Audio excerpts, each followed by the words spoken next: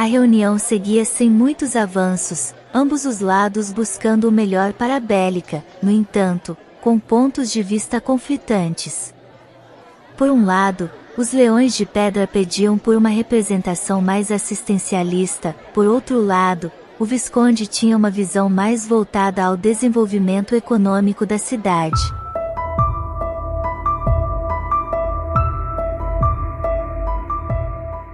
O Visconde Dom Otávio Monforte expressou sua opinião de que as rebeliões deveriam ser reprimidas e sugeriu que qualquer cidadão insatisfeito com a cidade deveria ter o direito de partir.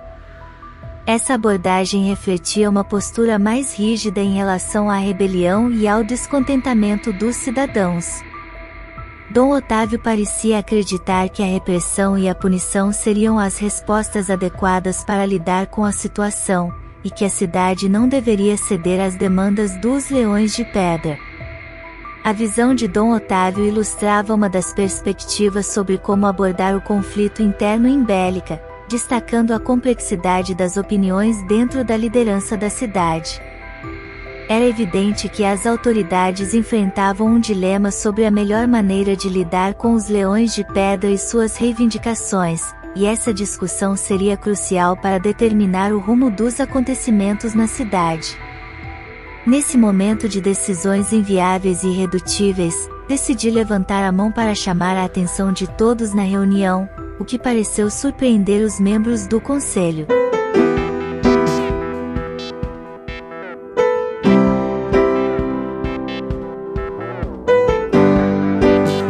O mediador me perguntou se eu precisava ir ao banheiro, mostrando preocupação com minha presença na reunião. Agradeci a gentileza do mediador, mas disse que acreditava ter uma solução para o impasse discutido. Minha intervenção provocou risos na sala e um dos homens presentes questionou subestimando minha inteligência, dizendo que eu era uma criança que mal havia saído das fraldas, como eu poderia resolver um problema que muitos homens experientes não haviam conseguido.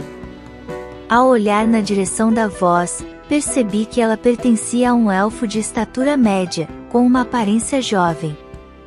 Minha determinação em participar da discussão e minha confiança em ter uma solução para o impasse demonstravam que eu estava disposta a contribuir, apesar de minha tenra idade. Estava ansiosa para apresentar minha sugestão e ver como os membros do conselho reagiriam a essa reviravolta na reunião. O Visconde então solicitou minha sugestão dizendo que mal não faria, às vezes é bom ver o mundo pela ótica de uma criança. Ao abrir minha boca e demonstrar minha eloquência, minha resposta inesperada deixou todos na reunião do conselho boquiabertos. Notei que tem ótimos encantadores de armas e armaduras na cidade, e grande parte dos membros da Guilda dos Leões de Pedra são excelentes nesse trabalho. Bélica poderia ganhar algum dinheiro vendendo itens, armas, armaduras e escudos encantados para as outras cidades. Minha sugestão demonstrava minha compreensão do potencial econômico da cidade. Houve palmas vindas de Engus, que parecia apoiar minha ideia. Um representante da Guilda dos Leões de Pedra expressou sua disposição em aceitar a proposta, desde que o Visconde ajudasse com o transporte. No entanto, interrompi novamente, afirmando que os Leões de Pedra precisavam apenas de uma carruagem e cavalos. Eles podem transformar essa guilda em uma guilda de mercadores. Minha sugestão visava transformar a facção rebelde em uma força econômica, proporcionando-lhes a oportunidade de comercializar os produtos encantados da cidade.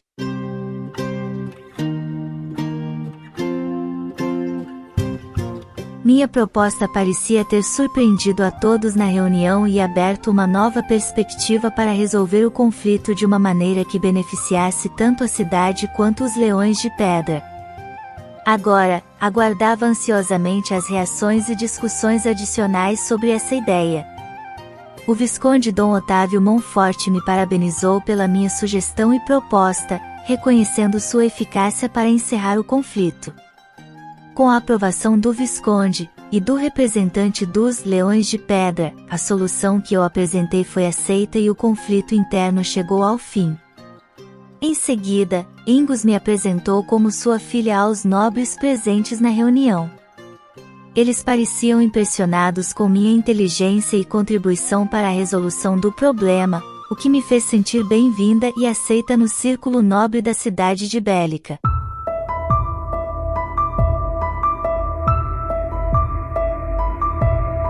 A aparente calmaria foi abruptamente quebrada pelo adentrar de um mensageiro, que rapidamente estava à procura do Duque, que ao nos encontrar, lê publicamente um aviso real. Todos ali presentes se chocam com a notícia da morte do príncipe herdeiro. Após a reunião e tensão final com o comunicado, Angus e eu retornamos ao nosso aposento. Angus relata à sua esposa Cecília os detalhes da reunião e minha contribuição surpreendente. Segundo ele, me chamando de toquinho de gente, resolvi um impasse que durava mais de 2 anos. É claro que eu não gostei desse apelido. Enquanto conversavam, Caelas parecia estar um pouco enciumado com a atenção que eu estava recebendo. Para aliviar a tensão, comecei a fazer cócegas nele, criando um momento leve e descontraído para a família Brafiel. Eu estava ansiosa para continuar a me adaptar a essa nova realidade.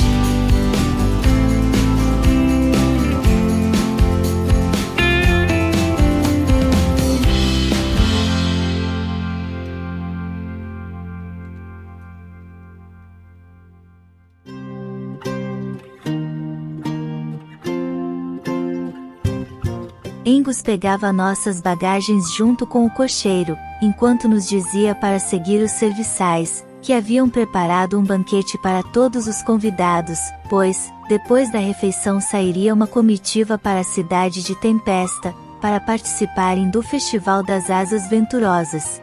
Então nos dirigimos para o local onde estava um banquete, eu me sentei ao lado de Cecília e Caela sentou ao meu lado, e uma cadeira foi reservada ao Duque, que logo retornou. A mesa estava repleta de pratos elaborados e aromas tentadores que enchiam o ar.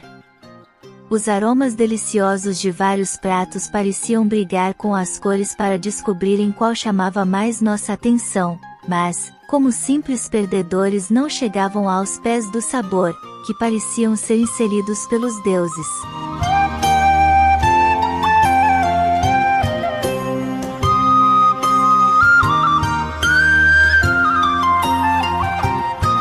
Conversamos durante a refeição, compartilhando histórias do dia e fortalecendo nossos laços como família. Ouvir as experiências de Angus e Cecília sobre as responsabilidades de suas posições na província e os eventos recentes na reunião do conselho me fez sentir que estava em um lugar especial, apesar do desfecho dramático. Enquanto eu e Caelas nos fartamos, as outras pessoas pareciam não ter muita fome. Aparentemente a notícia que se espalhou como um rastro de pólvora pela cidade, teve um impacto palpável em cada canto. Após estarmos mais que saciados, saímos do recinto, e nos preparando para nossa jornada até o próximo destino, a cidade de Tempesta. O céu estava claro, e o sol que já ultrapassava a primeira metade do céu, iluminava as ruas de paralelepípedos, enquanto o vento soprava suavemente, criando uma atmosfera de tranquilidade. Mas, diferente de qualquer outra tarde na cidade de Bélica, uma sensação de incerteza pairava no ar. À medida que as pessoas ouviam a notícia, as conversas sussurradas e expressões preocupadas eram evidentes por toda parte.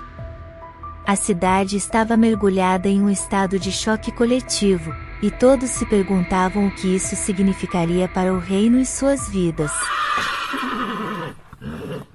Os cavalos, majestosos e imponentes, estavam alinhados, prontos para a jornada que se aproximava. Suas crinas escovadas reluziam à luz do sol, e as selas, habilmente adornadas, brilhavam com detalhes cuidadosamente polidos. A carruagem, uma obra-prima de artesanato, estava impecável, seus painéis de madeira lustrada e suas rodas de madeira, meticulosamente esculpidas como círculos perfeitos, com um brilho de um verniz recém-passado, em contraste, as bordas de borracha, negras como a meia-noite.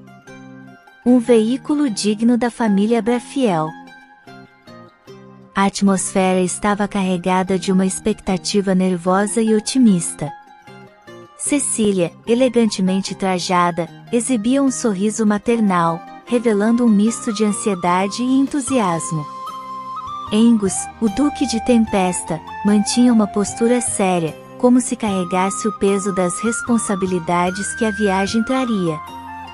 A proteção de sua família e a gestão de seu reino estavam entre suas preocupações mais prementes.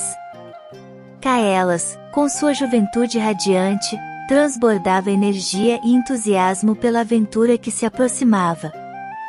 No entanto, sua expressão denotava uma pitada de ciúmes da atenção que eu, a novata na família Brafiel, recebia. À medida que nossos olhares se cruzavam, um misto de emoções permeava o ambiente.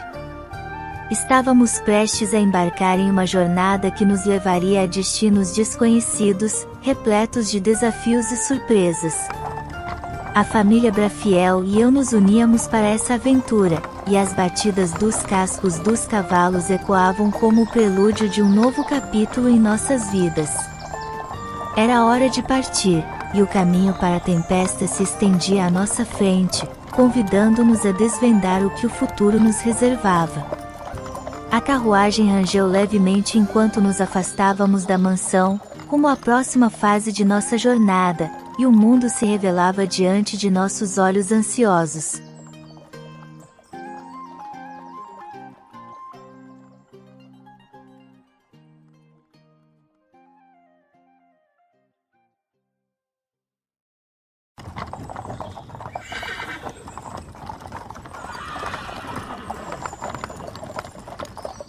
A carruagem avançava suavemente pelo caminho, e o silêncio que nos envolvia começava a pesar. O clima daquela tarde, uma mistura de calmaria e tensão, proporcionava uma sensação de expectativa, enquanto o sol derramava sua luz sobre a paisagem dos domínios de Bélica. O vento acariciava suavemente meu rosto, enquanto minha ansiedade crescia diante do desconhecido que estava à nossa frente. Meu desejo insaciável por conhecimento era uma característica que Angus, o Duque de Tempesta, havia notado. Percebendo minha curiosidade, ele decidiu compartilhar um pouco do vasto conhecimento que tinha sobre a cidade de Tempesta, sua cidade natal. Seus olhos, normalmente sérios e focados, brilharam com uma chama de entusiasmo quando começou sua narrativa, como se estivesse compartilhando suas memórias mais queridas. Tempesta, a cidade dos seguidores de Zéfiros, começou Angus, como um contador de histórias habilidoso, foi construída sobre imponentes penhascos ventosos. Cada palavra que ele escolhia parecia ecoar na carruagem. A cidade é constantemente banhada por ventos fortes e tempestades frequentes.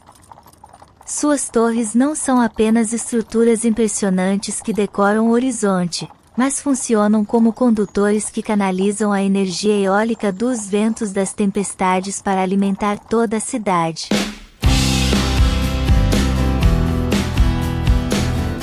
Eu ouvia suas palavras com um olhar maravilhado, imaginando a beleza e a grandiosidade das torres contra o cenário das tempestades que frequentemente varriam Tempesta. A descrição de Angus revelava uma cidade que existia em harmonia com as forças da natureza, aproveitando a energia fornecida pelos elementos. Além disso, continuou Angus, uma pequena barragem no rio que margeia a cidade também contribui para a geração de energia. Temos imensos capacitores que armazenam essa energia, a qual é utilizada em diversos serviços mecânicos, como a abertura de portas, o acendimento de lâmpadas e aquecedores. Minha mente absorvia avidamente cada detalhe, vislumbrando os mecanismos complexos que faziam de Tempesta uma cidade verdadeiramente única. No entanto, eu era lembrada de que, mesmo que essa tecnologia fosse fascinante, ela estava muito distante da tecnologia avançada do mundo moderno que eu conhecia. Angus não se limitou a explicar as maravilhas tecnológicas da cidade. Ele detalhou o papel fundamental de Tempesta como centro cultural e mercantil. A cidade desempenha um papel crucial como o centro da província, ele disse com orgulho, e serve como ponto de partida para a maioria das cidades vizinhas. O Conde de Tempesta é uma figura pacífica e respeitada na região, responsável por manter a ordem e a harmonia na cidade. Enquanto Angus terminava sua narrativa, meus olhos brilhavam com entusiasmo e respeito pela cidade que logo exploraríamos. Apesar de saber que enfrentaria desafios e teria que me adaptar a um mundo com tecnologia limitada, eu estava pronta para abraçar as maravilhas e os segredos de Tempesta. Minha jornada em Elderon estava apenas começando, e cada destino prometia desvendar suas próprias surpresas e encantos.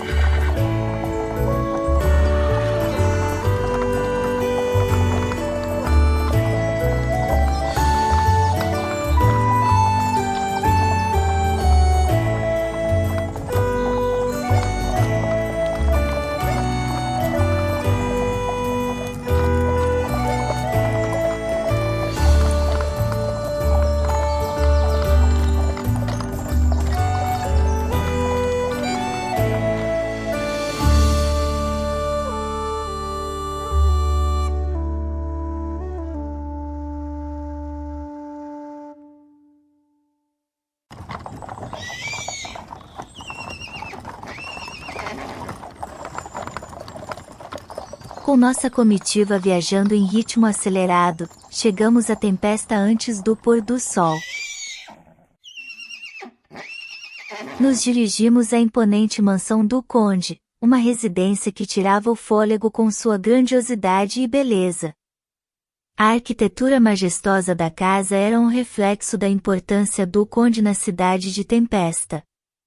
A chegada do Duque Angus Brafiel e sua comitiva causou um leve alvoroço entre os serviçais e residentes da casa, que prontamente receberam e acomodaram nossa comitiva. Assim que nos acomodamos, dirigimos-nos à sala principal da mansão. Angus, com um olhar sério e determinado, solicitou ao conde que convocasse imediatamente uma reunião para discutir os assuntos cruciais da cidade e sua responsabilidade na província. O conde, homem de postura respeitável, concordou em realizar a reunião, mas com uma condição. Com voz grave, ele explicou que, como de costume, haveria um festival naquela noite em Tempesta e que a reunião seria agendada para o dia seguinte. A tensão pairava no ar quando Angus olhou fixamente para o conde. Angus, então, quebrou o silêncio com uma risada contida, revelando que toda a seriedade era, na verdade, uma brincadeira.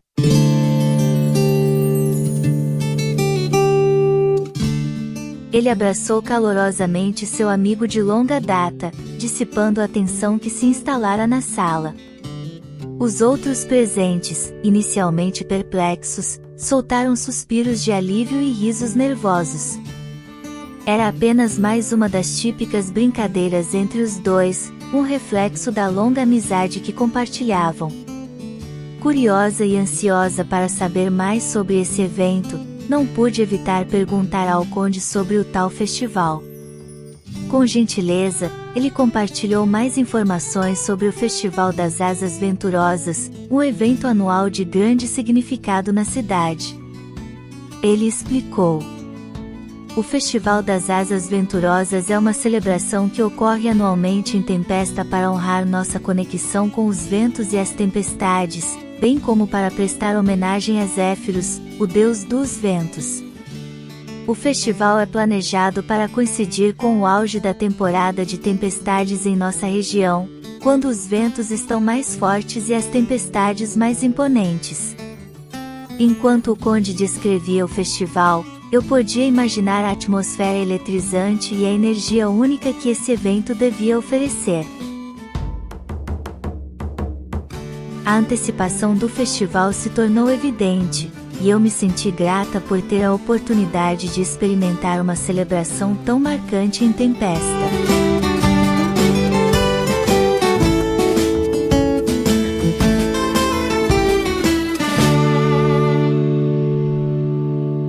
Com a promessa da reunião no horizonte e o Festival das Asas Venturosas prestes a começar, minha animação cresceu, e eu estava ansiosa para vivenciar essa celebração única na cidade dos ventos e tempestades. O sol estava se pondo, tingindo o céu de tons dourados e alaranjados, à medida que a cidade de Tempesta se preparava para o tão aguardado Festival das Asas Venturosas. A atmosfera estava elétrica, e a cidade ganhava vida em meio a uma profusão de cores e sons mágicos. Grandes cataventos luminosos e coloridos estavam espalhados por toda a cidade, girando com graciosidade no vento crescente, e bandeiras com imagens de tempestades ondulavam em sincronia, criando um espetáculo visual deslumbrante. À medida que as pessoas se reuniam para celebrar, era impossível ignorar o esforço colocado nas roupas e trajes. Os habitantes de Tempesta vestiam-se com trajes tradicionais que lembravam as asas de pássaros, e suas vestimentas eram adornadas com penas e outros símbolos associados ao vento. Cada pessoa exibia com orgulho sua ligação com o Festival das Asas Venturosas, e as ruas e praças se tornaram um desfile de cores e criatividade. Enquanto a noite avançava, uma das atrações mais fascinantes era o céu.